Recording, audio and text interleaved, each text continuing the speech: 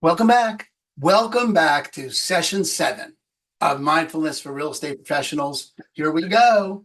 Last week, we worked on stress and emotions, labeling, noticing what we add to the situation. That first arrow, second arrow phenomenon of something happens and then we say something about it.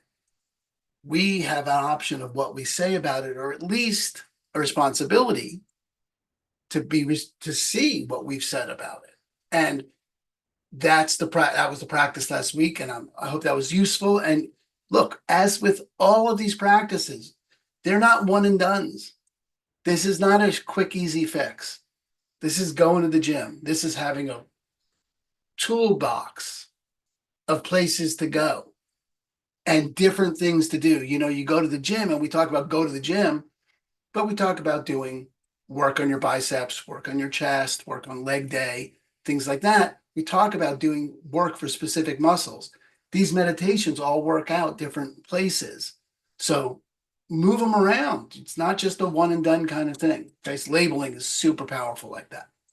This week, we're going to go to work on focus and productivity. Now, a couple of weeks ago, when we were working on daily activities, we sort of dipped into these waters, and we're going to now do a deep dive, including the meditation practice this week, is all about focus. All right. And I think the world of focus is, I don't know if it's in the news, but it's certainly in the foreground often. It's often talked about that we have the attention span of a goldfish, and we know we're distracted by our phones every day, and distracted when we're at home, or distracted when we're at work. The ability to manage your focus in a lot of ways is a superpower. So this week's meditations is training you in a superpower. It's really exciting to me. There is an enormous database of science that shows the improvement in cognitive function out of people that have practiced mindfulness in this way. There's an enormous amount of science in the world about the kind of new gray matter that's created out of doing these kind of mindfulness practices to give us a better attention span and improved memory and improved problem solving skills. That experience sometimes of, oh, I can't figure that out. That reaction, I don't know if you have that. I certainly have that. I can't figure this out. It's too confusing. I'm not good at math, that kind of thing.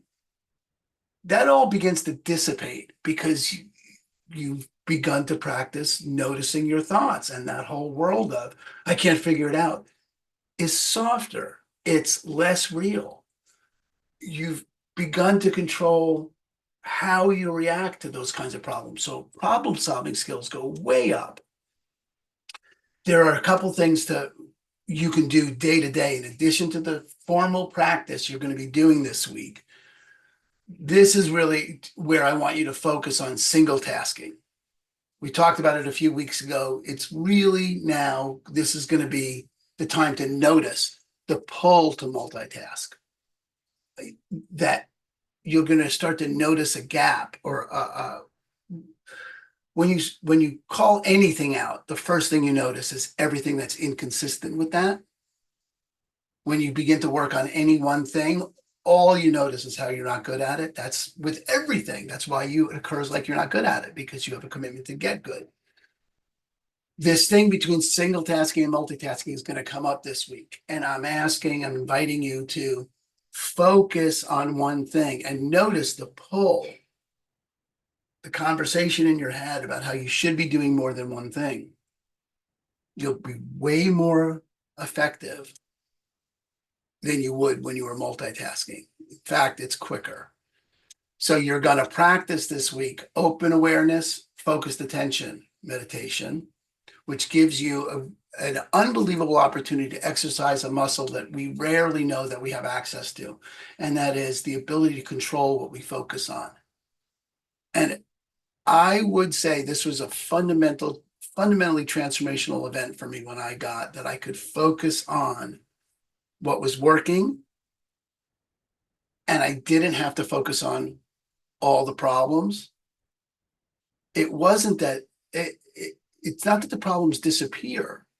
It's that my focusing all my attention on them didn't help at all. And it just left me worried and upset.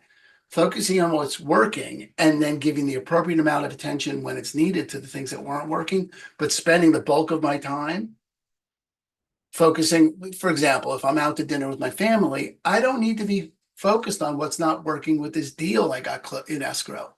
I'm with my family.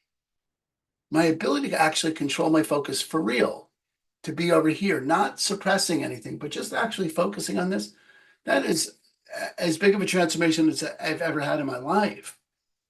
And the implications are wild. So this is a watershed week, the opportunity to control your focus.